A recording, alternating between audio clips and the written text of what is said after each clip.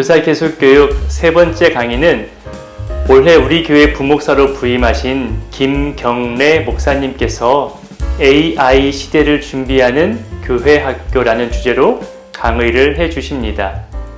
산업이 참 무서운 속도로 성장하며 바뀌고 있습니다.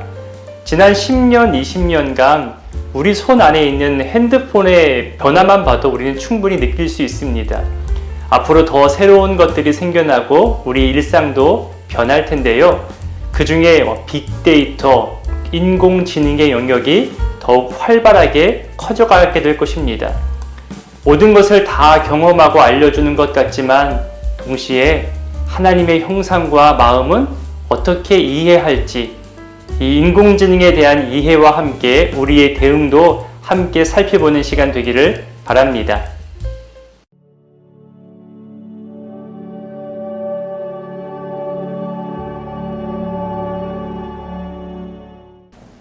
안녕하세요. 김경래입니다. 이번 우리 수만교회 교사교육, 학부모 교육을 위해서 우리 교육부에서 열심히 준비하고 있는데 AI, 특별히 AI 시대를 우리가 어떻게 준비할지를 생각해 보고자 합니다. AI라고 하면 인공지능이죠. 인공지능이라는 말을 처음 들었을 때 어떠한 것들이 생각나시나요? 이미 조금 시간이 지나긴 했지만 알파고가 나타나서 이세돌 구단을 그 바둑 대국에서 이겼던 사건이 생각이 납니다. 여러분들도 그 사건을 아주 관심 있게 보셨을 거예요. 그리고 나서 그 이후에 그 문제에 대해서 폭발적인 관심을 기울이면서 4차 산업혁명이 어떻게 진행될지에 대해서 예측하는 글들이 쏟아지기 시작했습니다. 예전부터 SF 소설이나 만화나 영화를 좋아하셨던 분들은 공각기동대 같은 만화 또는 영화를 생각하실 수도 있을 것 같아요. 그런데 사실 제가 어렸을 때 생각하던 그러한 인공지능이라는 것은 스타워즈에 나왔던 R2D2나 아니면 우주소년 아톰이라는 만화 영화에 나왔던 그 아톰 같은 그 사람과 대화할 수 있는 로봇, 그 안에 탑재된 인공지능을 떠올리곤 했습니다. 반세기 전이기는 한데 벌써 그 1968년에 스페이스 오디세이라는 아주 SF 영화사의 기념비적인 작품이 나타났는데 그 작품에 등장했던 할이라는 슈퍼컴퓨터 안에 내장된 그 인공지능이 또 생각나는 분들도 있을 것 같습니다. 거기에서 나왔던 인공지능은 사람과 대화가 되기는 하는데 로봇 안에 들어있는 건 아니고 컴퓨터가 이제 비서처럼 사람과 대화하면서 물어보는 거에 알려줄 수 있는 그런 인공지능이었습니다. 그런데 요즘으로서는 그 아이언맨이라는 영화에 나오는 자비스 같은 인공지능이랑 비슷하다고 볼 수 있죠.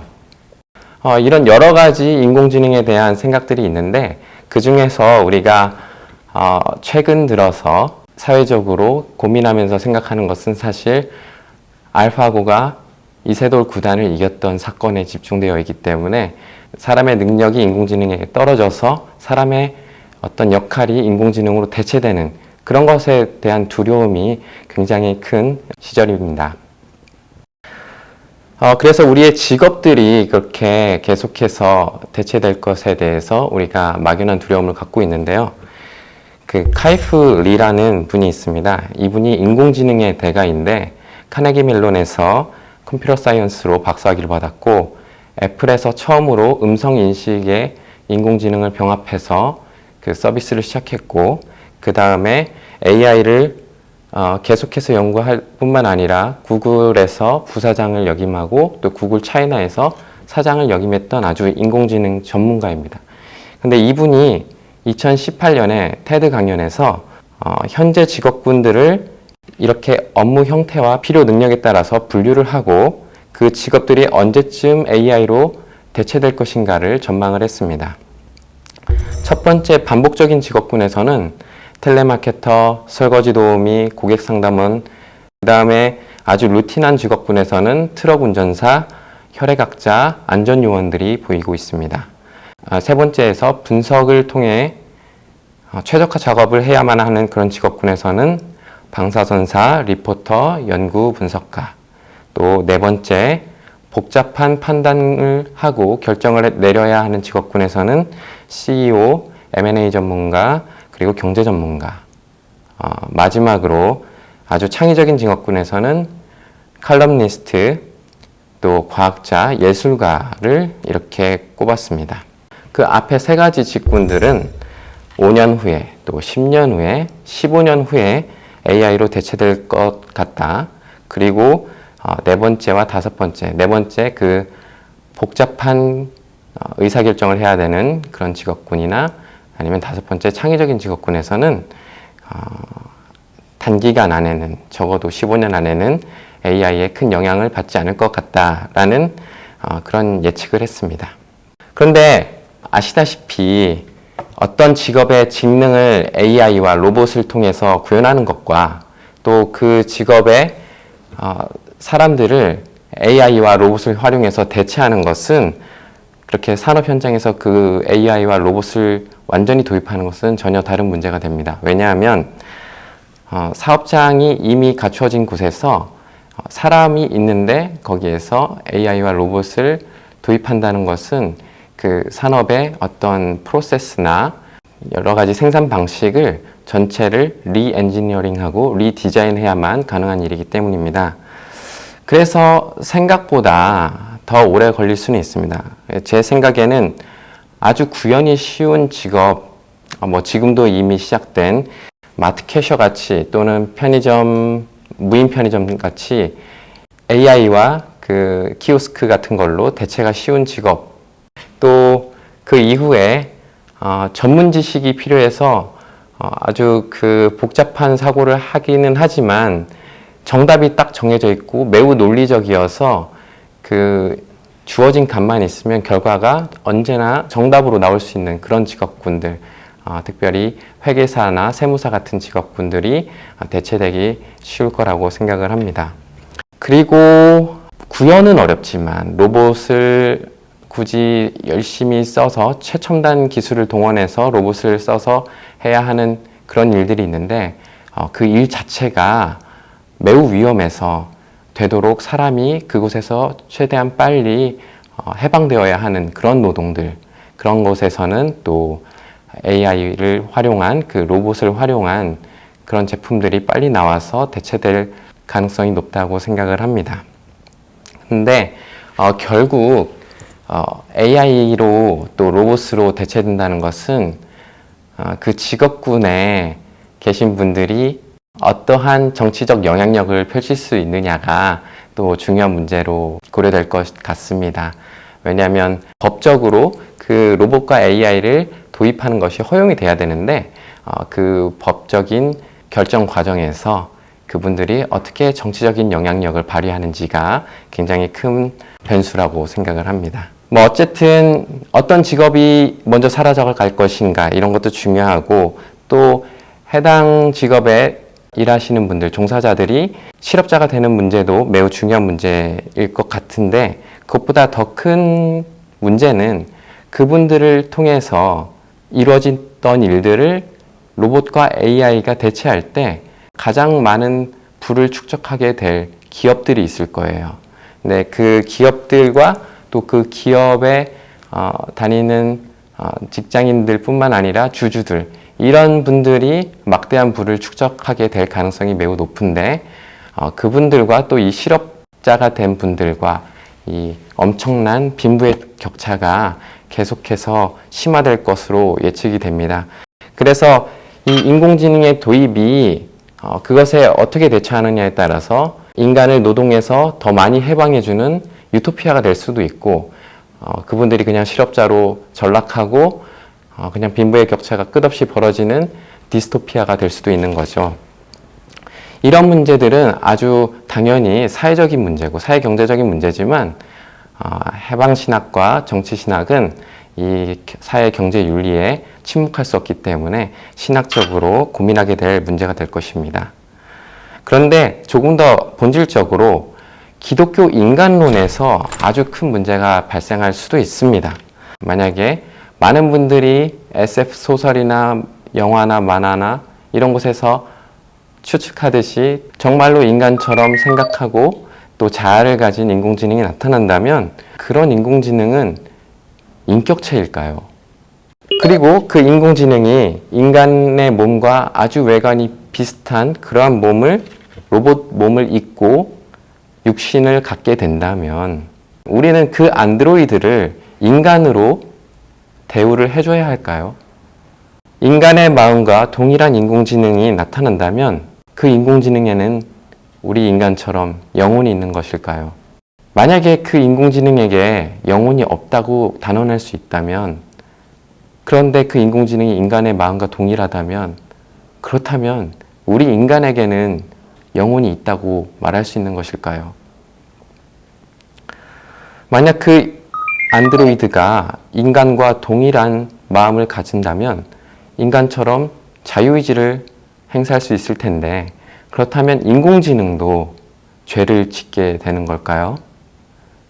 만약에 인공지능이 죄를 짓는다면 마지막 날에 우리 기독교 종말론이 있잖아요. 그 마지막 날에 인공지능도 하나님의 심판대 앞에서 심판을 받아야 할까요? 저는 개인적으로 인간의 마음과 동일한 인공지능은 적어도 현재 컴퓨터 방식에서 구현되는 프로그램으로 나타나는 그런 인공지능은 인간의 마음과 동일할 수 없다고 믿습니다. 그래서 이 점에 대해서 오늘 아주 간단히 이야기해 보려고 합니다. 자, 그러면 먼저 인공지능을 어떻게 정의하면 될까 생각을 잠시 해보겠습니다. 네이버 국어사전에서 찾아봤더니 이렇게 나옵니다. 인간의 지능이 가지는 학습, 추리, 적응, 논증 따위의 기능을 갖춘 컴퓨터 시스템, 전문가 시스템, 자연 언어의 이해, 음성 번역, 로봇 공학, 인공 시각, 문제 해결, 학습과 지식 획득, 인지 과학 따위에 응용한다.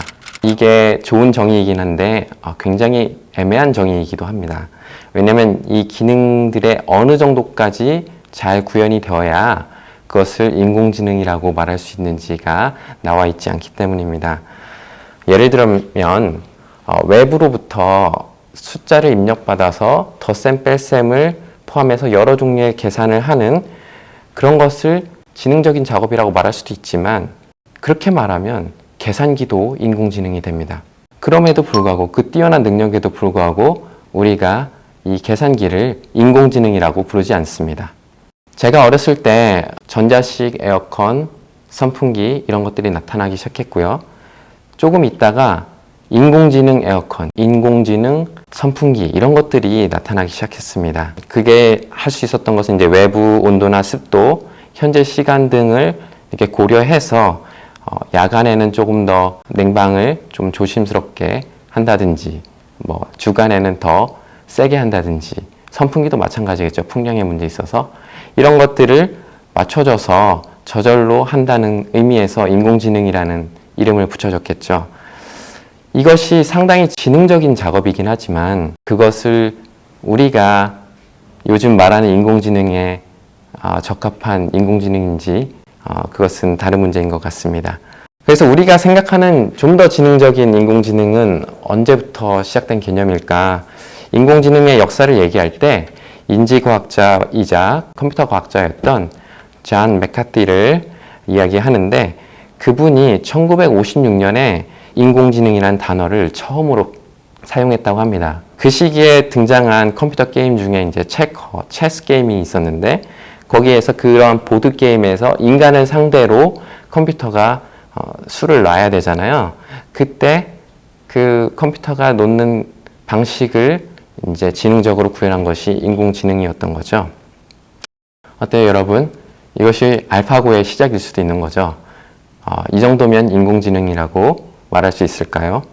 인공지능에 크게 세 가지 개념이 있습니다. 그것은 첫 번째는 약인공지능이라는 것이 있고요. 두 번째는 강인공지능, 세 번째는 초지능이라는 것이 있습니다. 여기서 강인공지능이 우리가 두려워하는 인공지능의 대표입니다. 인간과 동일한 마음을 가질 수 있거나 또는 자아가 있거나 자의식이 있거나 이런 것이고, 강인공지능에 이르지 못하면 그때까지는 약인공지능이에요. 그리고 강인공지능보다 더 뛰어난 지능을 보고 초지능이라고 합니다. 그런데 현재까지 개발된 모든 인공지능은 다 약인공지능입니다. 그 강인공지능이 약인공지능과 초지능의 분기점이 되기 때문에 강인공지능의 개념을 잘 아는 게 더 중요한데, 강인공지능에 대해서도 사람마다 생각하는 것들이 좀 다릅니다. 강인공지능에서는 크게 4가지 제한이 있는데요. 첫 번째는 범인공지능이라는 것이 있습니다. 그것은 인공지능이 한 가지 분야에서만 하는 것이 아니라, 지금 알파고 같은 경우에는 바둑에 집중되어 있잖아요. 그런 것이 아니라 모든 분야에 범용적으로 지능적인 활동을 할 수 있을 때 그것을 보고 범용 인공지능이라고 하는데, 그게 되면 그것이 강인공지능이다 라고 생각하는 분들이 있고, 두 번째는 이해나 인지적 상태를 가져야 된다 라고 주장하는 분들이 있어요. 이것은 예를 들면 계산기가 지금 1 더하기 1을 시키면 2라는 값을 기계적으로 내놓긴 하지만, 계산기가 숫자 1이 어떤 의미를 가지는지, 숫자 2가 어떤 의미를 가지는지, 또는 더하기가 어떤 의미를 가지고 있는지, 그런 것을 사람이 이해하듯 이해하면서 하는 것이 아니잖아요. 그런 의미에서 계산기는 약인공지능인데, 그러한 것을 이해하고 인지할 수 있는 인공지능이 나타난다면 범인공지능일 뿐만 아니라 또 강인공지능으로 또 넘어간다는 것이죠. 네, 세 번째 인공지능은 자의식과 자아를 가진 인공지능입니다. 여기서부터가 우리가 흔히 SF 소설, 만화, 영화에서 많이 보던 인공지능인데, 자의식이라는 건 뭐죠? 스스로를 자각하는 거예요. 스스로의 존재를. 그리고 자아는 보통 자의식을 가진 인격체들이 갖고 있다고 판단은 되지만, 자의식이 없어도 자아는 있을 수는 있죠. 예를 들면 원숭이 같은 경우에 그 자의식을 가졌나 안 가졌나 그것을 테스트하는 게 미러 테스트라는 게 있어요. 거울로 보는 테스트가 있는데, 거울을 보고 자기 자신인 것을 알아보면 이제 자의식이 있구나 생각을 하는 거예요. 그것을 통과하는 아주 똑똑한 원숭이들도 있고 못 통과하는 원숭이들도 있는데, 똑똑한 원숭이들이나 못 통과하는 원숭이들이나 일종의 자아는 있을 것 같거든요. 어쨌든 자의식과 자아는 다른 개념이고, 그것을 가진 인공지능이 나타났을 때 자기 뜻대로 뭔가를 할 것을 굉장히 우리가 두려워하고 있죠. 그것보다 더 중요한 것은 네 번째, 인간의 마음과 동일한 인공지능입니다. 이 인간의 마음과 동일한 인공지능이라는 것이 어떤 의미를 가지냐면, 만약에 자의식과 자아를 가져도 인간과 동일하지 않다면 우리 기독교 인간론에는 큰 문제를 일으키지 않습니다. 예를 들면 코끼리는요, 자의식을 가졌어요. 거울 테스트를 통과하거든요. 코끼리는 자아도 있어요. 하지만 코끼리가 영혼을 가졌나? 또 코끼리가 자유의지를 어느 정도로 가졌나? 코끼리가 죄를 지을 수 있을까? 이런 거 갖고 우리가 오랜 세월 동안 고민한 적이 없어요. 왜냐면 코끼리는 코끼리고 인간은 인간이니까. 우리 영혼의 존재에 위협이 되지가 않아요. 코끼리가 영혼을 가졌나 안 가졌나는. 그러니까 만약에 세 번째까지 정의로 인공지능을 정의한다면, 인공지능이 영혼을 갖던 말던, 죄를 지을 수 있던 없던 우리 인간의 영혼과 우리 인간의 구원론에는 영향을 주지 않습니다. 하지만 네 번째, 그 인간의 마음과 동일한 인공지능이 나타날 때, 그때부터 문제가 시작되는 것입니다. 그리고 만약 이것이 불가능하다면 그 문제들은 전부 해소가 되는 것입니다. 그래서 오늘 우리가 강인공지능 중에서도 네 번째 정의, 인간의 마음과 동일한 인공지능이 가능할 것인가? 물론 가능하지 않다로 아주 짧게 결론을 내려고 합니다. 아주 유명한 수학자이자 철학자이자 아주 많은 분야에서 활동하고 계신 그분들의 주장을 인용하면서 할 건데요. 첫 번째는 존 서리라는 아주 유명한 철학자고요. 두 번째는 로저 펜로즈라는 또 매우 유명한 수학자이자 미래학자인 분입니다. 먼저 그분들의 이야기를 시작하기 전에 우리가 다른 철학자들이 주로 인공지능과 인간의 마음의 차이를 이야기할 때 어떻게 이야기하나를 한번 잠깐 얘기해 볼 텐데요. 그 인공지능과 인간의 마음의 차이를 이야기할 때 대부분의 철학자들은 그 인공지능은 1인칭 의식이 없고 또 그 의식 안에서 경험하는 감각질이 없다. 그래서 인간과 다르다라고 이야기를 합니다. 1인칭 의식이라는 것은 여러분이 세상을 보는 관점 그 자체가 1인칭의 시기예요. 1인칭 시점. 그 다음에 감각질이라는 것은 빨강, 파랑의 어떤 감각적인 느낌이나 슬픔이나 화남의 그런 감각적인 느낌, 여러 가지 그 감각의 질을 이야기하는 거예요. 그것이 인공지능에게는 있을 수가 없기 때문에 인간과 다르다고 주장하는 분들은 그걸 가지고 얘기를 해요. 그런데 이제 문제는 이것이 순전히 주관적인 경험이기 때문에 강인공지능이 인간과 동일한 인공지능이 가능하다고 믿는 유물론자들, 특별히 모든 인간 정신의 작업들이 기계적 연산으로 환원이 가능하다고 믿는 그런 계산주의적 환원주의자들은 그것이 의미가 없어요. 그분들에게는.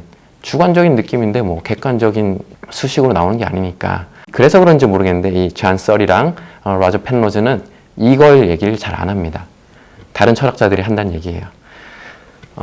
그래서 존 썰이 무슨 얘기를 했냐면 중국어 방 논변이라고 아주 유명한 제안을 했어요. 이 중국어 방 논변이라는 것이 튜어링 테스트라는 것을 반박하기 위해서 나온 거기 때문에 그 튜어링 테스트가 뭔지 먼저 잠깐 보고 넘어가겠습니다. 튜어링 테스트는 앨런 튜어링이라는 사람이 1950년에 철학 저널인 마인드라는 책이 있어요. 마인드라는 저널이 있는데 그 저널에 발표한 Computing Machinery and Intelligence라는 논문이 있는데 거기에서 어떻게 컴퓨터가 정말로 인간처럼 생각하는지를 알 수 있을까라는 것을 판단하는 방법으로 제안한 테스트입니다.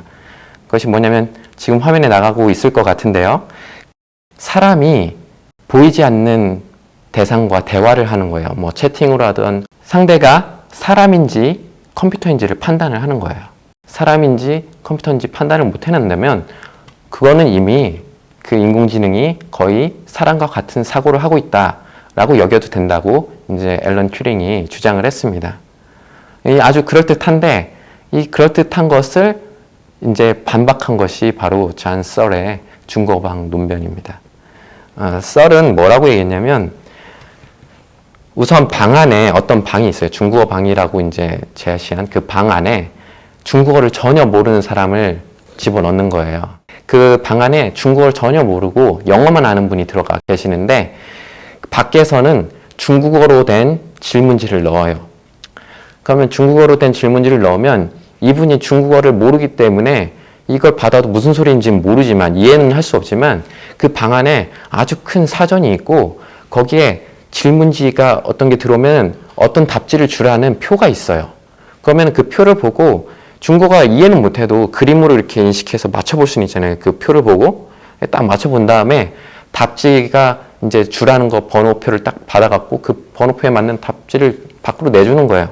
그럼 밖에서는 올바른 정답을 받았으니까 이 안에 있는 사람이 중국어를 이해하고 나한테 답을 해주는구나 라고 생각할 수도 있겠죠. 그쵸? 그게 바로 튜어링 테스트예요. 근데 사실은 이분은 이해를 못했어요. 그렇잖아요. 영어밖에 모르는 분이 중국어를 이해 못하고 그냥 표 보고 준 거잖아요. 그러니까 이것을 과연 이해했다고 말할 수 있냐? 이게 과연 지능적이라고 말할 수 있냐? 인간 같은 지능을 가졌다고 할 수 있겠냐? 이렇게 반박을 하게 된 거죠. 간단하고 아주 직관적이고 아주 명쾌한 대답인 것 같죠. 물론 이것도 다른 반박들이 있기 때문에 또 그 아까 말한 유물론적이고 환원주의적이고 계산주의적인 분들은 이것을 별로 신통하게 여기진 않지만 저는 매우 중요하다고 생각합니다. 그리고 이것을 이제 이분이 학술적인 용어로 Semantics is not intrinsic to syntax라고 했는데 이것은 무슨 얘기냐면 의미로는 구문론에 내재적이지 않다라는 말이에요. 이걸 설명하려면 또 구문론이 뭔지 의미론이 뭔지 한참 얘기해야 되니까 그냥 아시는 분만 이해하고 넘어가시면 되겠습니다. 그 다음 슬라이드에 보시면 우리 교회에서 선교관에서 지하 주차장까지 적어도 3단계 정도 길에 대한 것이 마음에서 그 표상으로 떠오를 것입니다. 우리 마음은, 우리 의식은 항상 이런 내용을 담는 지향성을 갖고 있어요. 그런데 이런 식으로 우리 마음에 바로 떠오르는 것은 고유한 지향성이 되는 거예요. 우리의 마음에서. 그런데 이 지향성이라는 것이 고유한 게 있는 게 아니라 또 유도된 것이 있다고 이분이 주장합니다. 그 유도된 것은 뭐냐면 그 지도 같은 거예요. 쉽게 얘기하면. 그래서 슬라이드에 보면 오른쪽에 그 지도가 표시될 텐데요. 그 선교관부터 지하 주차장까지 지도가 나옵니다. 근데 이 지도가 우리는 보면 지도를 읽는 독도법을 알기 때문에 이게 무슨 의미인지를 알지만 사실 인간이 이 심볼들이 이 지도에 있는 그 심볼들이 상징들이 무엇을 의미하는지 규정하고 이해하지 않으면 이 종이 안에 있는 그 그림은 아무런 의미가 없는 것이 되잖아요. 그렇죠? 그러니까 이런 걸 보고 유도된 지향성이라고 표현을 하는데 이 얘기가 왜 나오냐면 컴퓨터 안에서 일어나는 상징들, 기호들이 만들어내는 연산도 마찬가지라는 거예요. 그것도 인간이 그 상징을 규정하고 그리고 그 연산의 결과를 상징적으로 어떻게 해석할지를 규정하고 이해했기 때문에 그것이 의미를 갖는 거지 그냥 내재적인 지향성을 갖고 있지 않다는 거예요. 그렇다면 그게 무슨 차이냐? 그게 바로 컴퓨터는 우리처럼 고유한 지향성을 마음에 담을 수 없다. 그 얘기가 되는 겁니다. 그런 의미에서 다르다.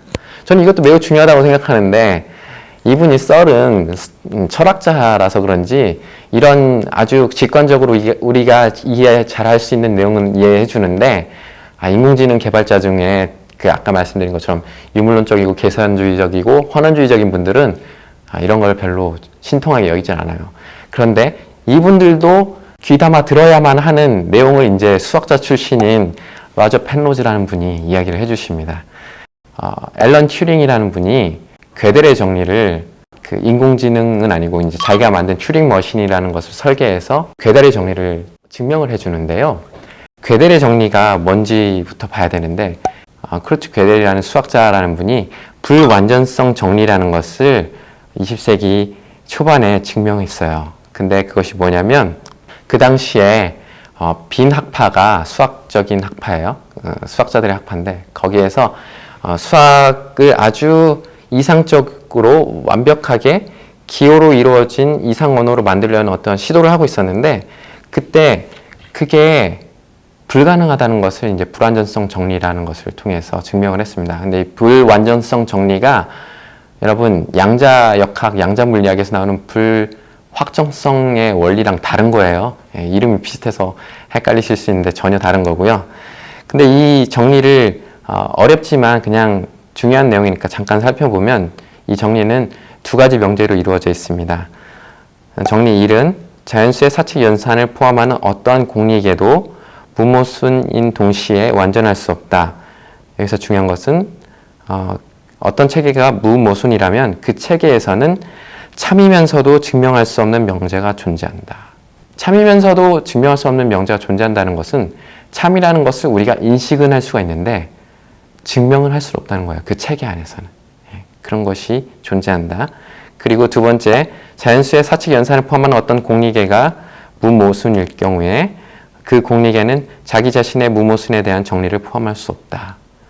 이것을 이제 앨런 튜링이라는 아까 튜링 테스트 제안했던 그분이 튜링 머신이라는 이상적인 컴퓨터를 제시하고 먼저 정의를 하고 그걸로 증명을 해내요. 근데 그 증명 과정이 굉장히 어렵고 여러분이 듣기 힘들기 때문에 로저 펜로즈가 이거를 아주 쉽게 만들어 놨는데 우주 양자 마음이라는 책이 나와요. 그것이 근데 문제는 그 책에 나오는 그 정리도 수학적으로 좀 지식이 있으셔야 돼요. 이해하려면. 근데 보통 이제 중학교 이후에 수학을 포기하신 분들이 많기 때문에 우리나라 그리고 또 오래됐기 때문에 여러분이 이해하시기가 좀 어려워요. 그래서 제가 오늘은 여기에서 그냥 결론만 아주 간단하게 소개를 할 것입니다. 일단 그래도 그 이야기를 듣기 전에 우리가 튜링 머신이 뭔가는 그래도 들어봐야겠죠. 튜링 머신이라는 것은 앨런 튜링이 아까 고안한 모델이라고 했죠. 컴퓨터 모델인데 무한한 저장 공간을 가지고 있어요. 그리고 어떠한 오류도 없고 그리고 고장도 안 나고 영원히 계산을 계속할 수 있는 그러한 컴퓨터를 이제 상상한 것입니다. 그런데 이 컴퓨터는 현재까지 나온 모든 컴퓨터를 튜링 머신으로 환원할 수가 있어요. 그래서 이게 중요하고 이 컴퓨터는 아주 결정론적이에요. 모든 것은 주어진 값에 결과가 항상 고정되어 있어요. 인풋이 있으면 그것을 연산해서 결과가 나오는 것은 다른 결과가 나올 수가 없어요. 정황무후하게 항상 똑같은 인풋이면 똑같은 결과를 내고 다른 가능성이 있는 것이 아니에요. 그래서 결정론적인 컴퓨터입니다. 이런 컴퓨터가 그때 제안됐는데 현재의 모든 컴퓨터도 이 튜링 머신으로 환원해서 표현할 수가 있어요. 그러니까 현재 모든 컴퓨터도 사실은 튜링 머신의 일종입니다. 이 튜링 머신으로서 그 괴델의 불완전성 정리를 증명해냈기 때문에 그것을 이제 로저 펜로즈가 활용하기를, 그래서 튜링 머신으로 구현되는 인공지능, 현재 모든 컴퓨터는 튜링 머신이라고 할 수 있다고 했잖아요. 그런 인공지능은 인간과 수학적 능력이 다르기 때문에 다르다, 이렇게 이야기를 합니다. 튜링이 여기서 얘기한 것은 그 튜링 머신을 통해서 어떤 정지 문제, 컴퓨터에 halting problem이라고 하는 정지 문제가 있어요. 그것을 풀 수 없다라는 것을 증명을 했는데, 이제 펜로즈가 어떠한 식으로 설명했는가를 다 얘기할 수는 없고 결론만 이번 슬라이드를 통해서 보여드리겠습니다. 결론은 뭐냐면 이런 거예요. 컴퓨터는 인간과 다르게 수학적 추상 능력이라는 것이 없어서 이해를 못하고, 아까 이해를 못한다고 그랬잖아요. 수학적인 이해, 계산기도 이해를 못하고, 그래서 이해를 못하고 또 추상 능력이 없어서 어떤 것이, 인간은 그걸 보면 딱 참인 것을 바로 알지만 컴퓨터는 그것을 참인지 거짓인지 판단을 못해서 끝까지 영원히 정지하지 않는 문제로서 계산을 해야 되는 것들이 있는 거예요. 그리고 그것에 대한 단적인 예를 아주 쉽게 보여드리면 이것입니다. 이런 문제를 상상해 보세요. 두 개의 짝수를 더해서 홀수가 나오는 두 개의 짝수의 쌍을 찾아라. 이런 수학적 문제가 있다고 생각을 해보세요. 그러면은 우리가 짝수의 개념을 먼저 알고 덧셈의 개념을 알고, 그러면 두 개의 짝수를 더하면 언제나 짝수밖에 나오지 않는다는 사실을 알잖아요. 2 더하기 2는 4, 뭐 그걸 해봐야 아는 게 아니잖아요. 짝수 더하기 짝수는 무조건 짝수다 라는 걸 우리는 개념적으로, 추상적으로 수학적 추상 능력이 있기 때문에 알아낼 수가 있습니다. 그런데 인간은 그거를 바로 직관적으로 추상 능력을 활용해서 그것이 영원히 끝나지 않을 계산이라는 것을 알아요. 그렇죠? 하지만 컴퓨터는 그걸 알 수가 없다는 것입니다. 물론 인간이 그거에 대처한 프로그래밍을 해주면 되겠지만 그거는 이해하고 추상 능력을 발휘한 게 아니죠. 인간이 이해하고 추상 능력을 발휘해서 세팅을 해주는 거고, 컴퓨터는 그 자체로 알 수가 없어요. 그래서 컴퓨터한테 이거를 그냥 그런 거 없이 시키면 2 더하기 2부터 시작해서 2 더하기 4, 2 더하기 6, 2 더하기 8, 이것을 지구 종말의 날까지 무한대로 계속하게 됩니다. 앞에 숫자가 2에서 4로 넘어가지도 못해요. 무한대로 계속해 연산을 해야 되니까. 그것이 바로 컴퓨터가 가진 한계라는 것입니다. 이런 식으로 수학적 통찰력과 추상 능력이 컴퓨터에게는 없고 인간에게는 있다. 그래서 다르다가 우리의 핵심입니다. 그래서 우리가 뛰어나다, 잘났다가 아니에요. 앞으로 컴퓨터는 우리보다 지금도 잘하는 게 많고 앞으로 더 잘할 게 더 많습니다. 그게 아니라 다르다는 게 중요한 거예요. 다르다.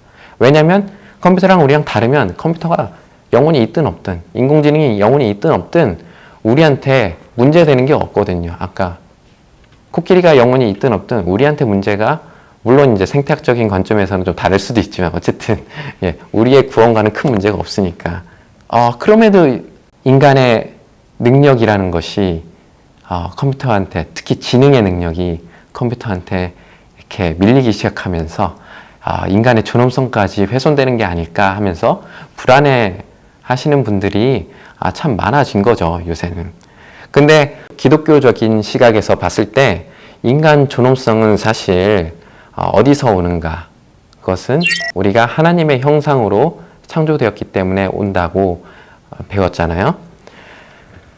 앞으로도 인공지능은 계속해서 발달하고 로봇 공학도 발달하고 하면 인간보다 뛰어난 작업을 그들이 다 할 것이고, 그래서 인간의 고유한 능력이라고 생각됐던 것들이 정말 이들한테 많이 뺏길 텐데, 그럼에도 불구하고 우리가 정말 존엄하다라고 말하려면 무엇이 근거인가? 바로 이것은 그 답은 하나님의 형상입니다.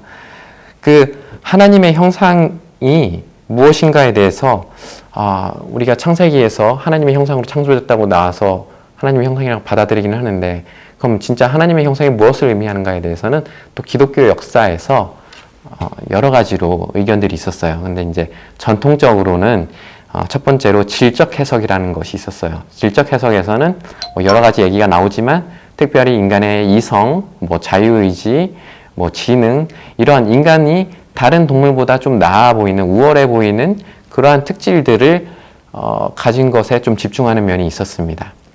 그런데 근대에 들어와서는 기능적 해석들이 나타나기 시작했습니다. 기능적 해석이라는 것은 우리가 성서학의 연구 결과로 또 발견한 것들이 고대 이집트 같은 곳이나 고대 근동 지역, 고대 서남아시아 지역에서는 왕들이 자신을 하나님의 형상 또는 신의 화신 또는 자기가 신 그 자체라고 주장하는 경우가 매우 많았어요.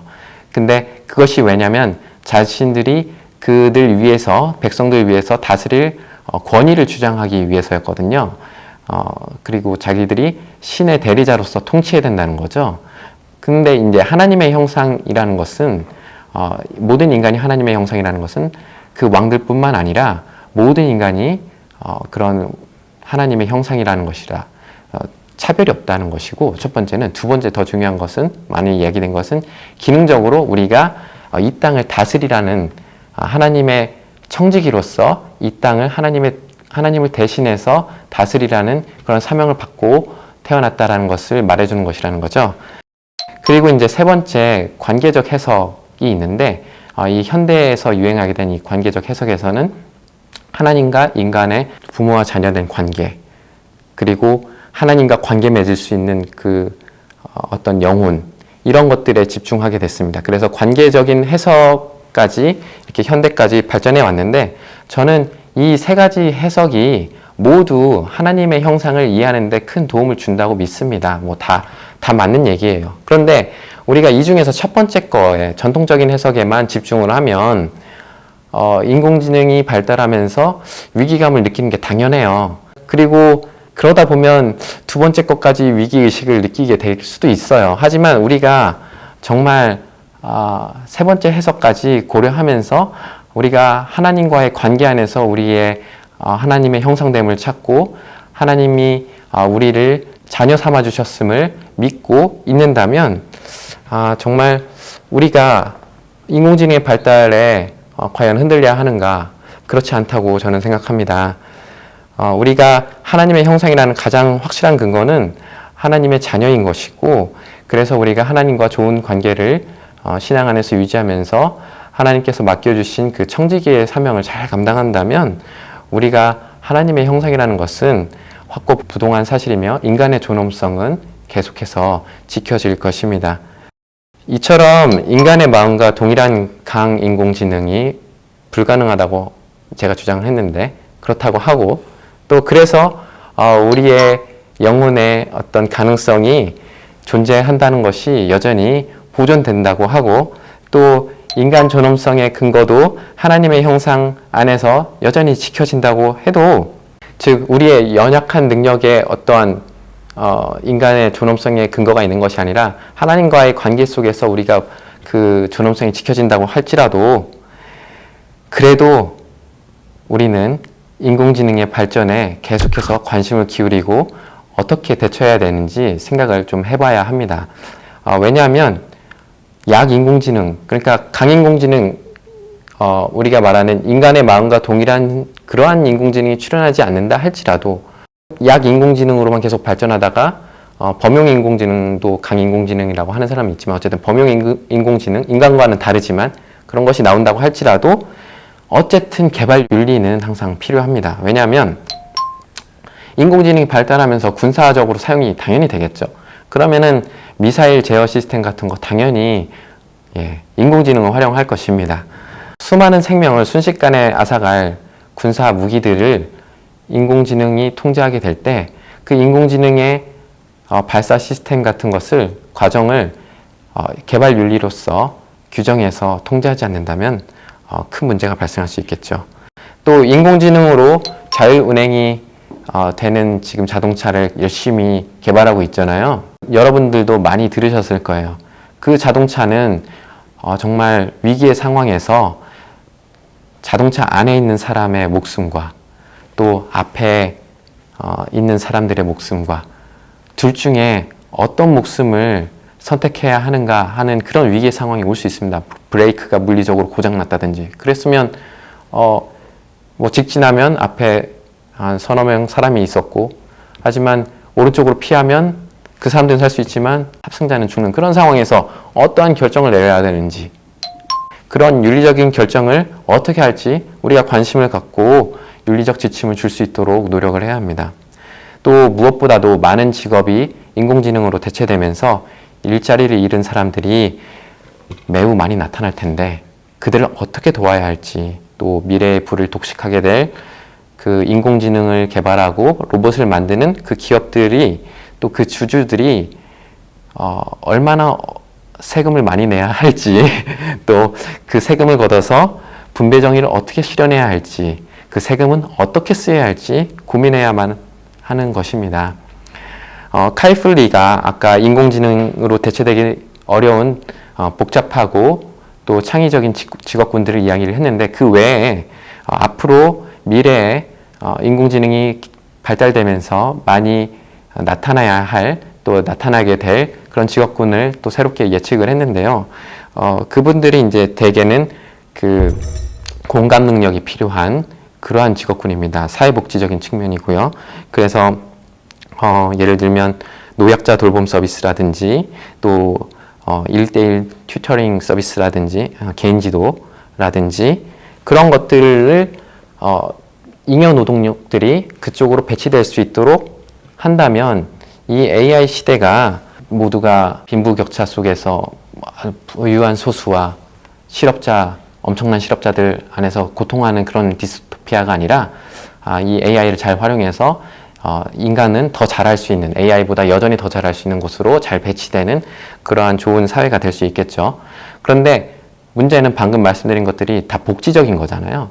그래서 이거는 다 사실 자본을 생산한다기보다는 자본을 소비하는 그런 직업들입니다. 그래서 세금을 걷어서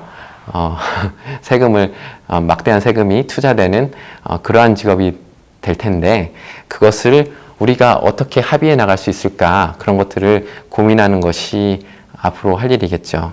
그래서 이제 방금 말씀드린 것처럼 이런 일들이 벌어질 것이기 때문에 이제 많은 미래학자들이 AI 시대, 인공지능 시대의 그 미래의 인재상에 대해서 이런 식으로 생각을 하는데요.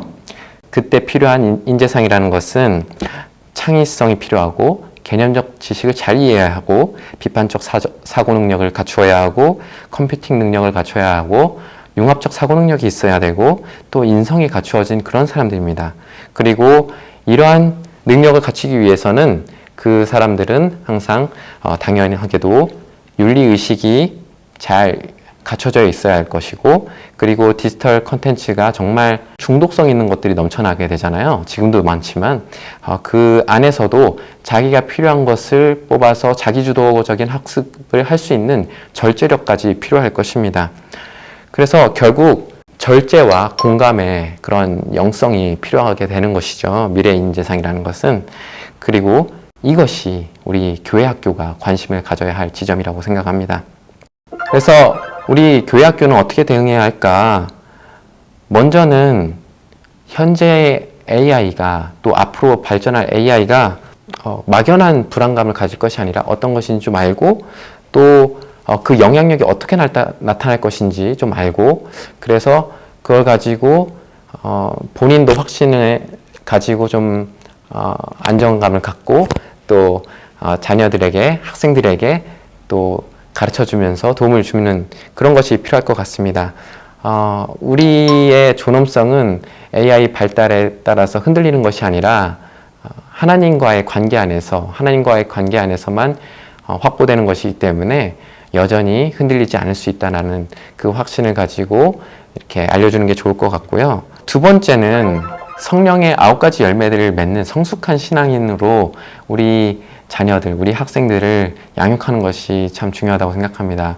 그렇게 우리 학생들을, 우리 아이들을 그렇게 잘 신앙 안에서 기도로 잘 양육해내면 그들이 다른 거 필요 없이 성령의 9가지 열매를 맺는 성숙한 신앙인이 되면 저절로 AI 시대에 필요한 인재상의 아주 핵심 요소를, 핵심 역량을 갖춘 인재가 될 것입니다.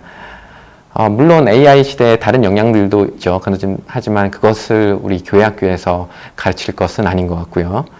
그 다음에 마지막으로 우리가 기독교의 어떤 아주 근본적인 교리를 잘 이해하고 또 이 시대 상황을 잘 이해하고 또 자녀들을 신앙 안에서 잘 양육하는 것도 중요하지만 이 AI 시대에 또 발전한 미디어 기술을 잘 이용해서 우리 교회 학교의 교육의 현장으로 도구로서 잘 끌고 와서 가르치는 것도 중요하다고 생각합니다.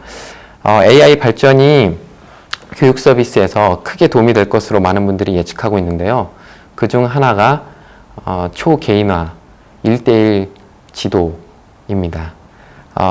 여러분 교육학에서 예전부터 많이 논의된 것이지만 선생님과 학생이 1:다로 만날 때는 좋은 점도 있지만 사회성을 기른다는 측면에서 좋은 점도 있지만 그 학생들의 수준이 다 천차만별이기 때문에 학습 과정에서 오는 어쩔 수 없는 한계들이 있어요.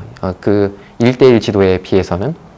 그런데 AI 시대에는 그것을 이제 디지털 컨텐츠 같은 것을 어떻게 학생에게 맞춤으로 공급할 것인가를 이제 AI가 잘 판단해서 줄 수 있다는 것이죠. 그런데 이것이 교회 학교에서 어떤 의미가 있을까?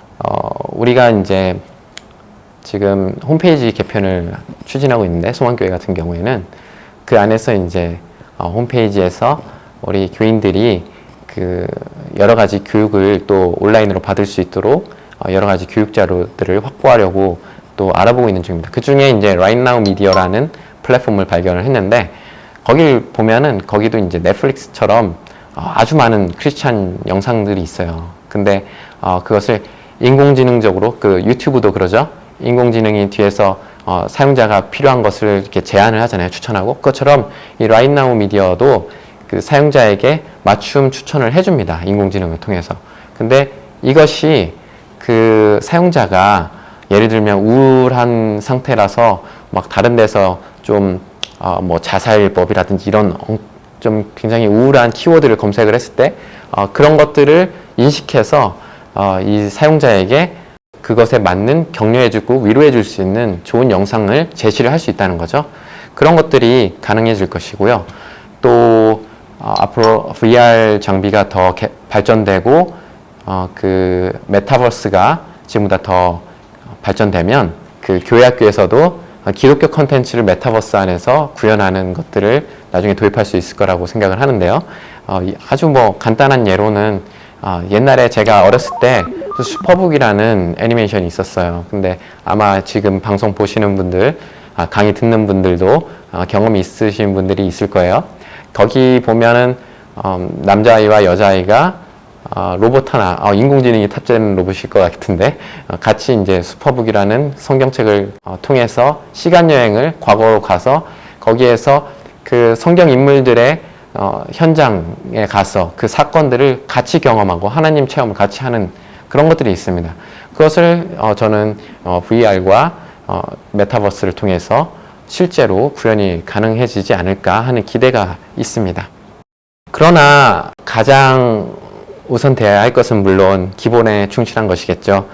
기독교 규리 중에 하나인 하나님의 형상론을 잘 이해하고 어설픈 AI 시대의 그 위협에 두려워하지 않고 우리 아이들의 신앙을 정말 기도와 말씀으로 또 사랑으로 잘 양육해서 성령의 9가지 열매를 맺는 참 그리스도인으로 우리가 잘 길러낸다면 그 아이들은 그 영성을 바탕으로 인공지능 시대에 아주 걸맞는 인재로서 절제력과 공감 능력을 가진 윤리의식을 가진 좋은 인성을 가진 그러한 핵심 인재로서 자라날 것입니다. 그런 의미에서 인공지능의 발전은 어떤 세속적인 성공을 위해서 과도한 교육열을 퍼부으면서 한동안 그 교육열 때문에 교회 학교가 밀리기도 했어요. 세속적인 그 성공에 대한 욕망, 그 교육열 때문에.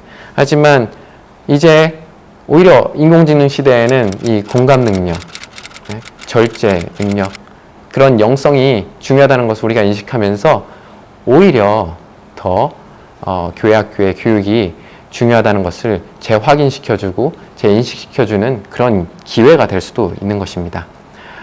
이제 마지막으로 맺으려고 하는데요. 인공지능이 발전하면서 우리가 단지 직업을 빼앗길 뿐만 아니라 인간의 존엄성마저 흔들리는 것 같아서 정말 위기감을 느낄 수도 있습니다. 그게 어찌 보면 당연한 것 같기도 하죠. 왜냐하면 워낙에 사회적으로 그런 인공지능 종말론이 나오고 있으니까. 그런데 사실 우리는 어차피 흙에서 만들어진 불완전한 존재였습니다. 우리 인간의 존엄성이라는 것은 우리의 능력 때문에 우리가 존엄했던 것이 아닙니다. 하나님께서 우리를 자녀 삼아 주셨기 때문에, 하나님께서 우리를 사랑하는 자녀라고 불러주시고 사랑해 주셨기 때문에, 그래서 우리는 존엄했던 것입니다. 그래서 우리가 앞으로 인공지능보다 열등하게 될 것을 두려워할 필요가 없습니다. 인공지능이 얼마나 발전하든 간에 우리는 여전히 하나님의 자녀이기 때문입니다. 우리의 삶을 주님께 맡기면, 또 우리의 자녀들을, 우리의 아이들을, 우리의 학생들을 하나님께, 신앙 안에서 하나님께 맡기면 하나님께서 우리의 자녀들을 마치 한나가 맡겼던 그 사무엘을 하나님께서 알아서 양육해 주셨듯이 하나님께서 우리의 자녀들을 지켜주시고 인도하여 주시고 도와주실 것입니다. 기도하겠습니다. 만물을 창조하시고 오늘도 살아계시며 이 세상을 다스리시는 주 하나님, 우리를 사랑하시어 우리를 살리기 위하여 십자가 고통을 받으신 예수님, 오늘도 우리와 함께 하시며 우리를 위해 친히 간구하시는 성령님, 오늘 우리가 새로운 인공지능 시대를 전망하며 기독교인으로서 어떻게 대응할지를 생각해 볼 기회를 주셔서 감사합니다. 우리의 생사화복을 주관하시는 주님, 어느 시대에서든지 우리에게 가장 중요한 것은 주님을 믿고 신뢰하며 주님의 인도하심을 따라 주님 안에서 주님과 함께하는 것임을 늘 기억하게 하시고, 주님의 은혜와 긍휼과 사랑을 신뢰하면서 변화하는 세상 속에서도 요동하지 않도록 주님 붙들어 주시옵소서. 급변하는 시대에 무엇보다 주님을 의지하면서 우리 아이들을 주님께 맡기오니, 주님, 우리 아이들이 주님 안에서 성령의 열매를 맺는 성숙한 그리스도인으로 자라나게 하시고, 그리하여 새로운 시대에 가장 적합한 인재로서 이 세상에서 빛과 소금의 역할을 감당하는 하나님 나라의 일꾼들이 다 되게 하여 주옵소서. 또한 우리 교회학교 선생님들과 학부모님들에게, 또 목회자들에게 힘주시고 능력 주시어서 이 어려운 코로나 시대에 지치지 않고 맡겨주신 주님의 자녀들을 말씀과 기도로 또 사랑으로 양육할 수 있도록 도와주시고, 이들의 헌신된 삶의 모든 일들이 주님 뜻대로 이루어지는 큰 은혜를 허락하여 주시옵소서. 예수님 이름으로 기도합니다. 아멘.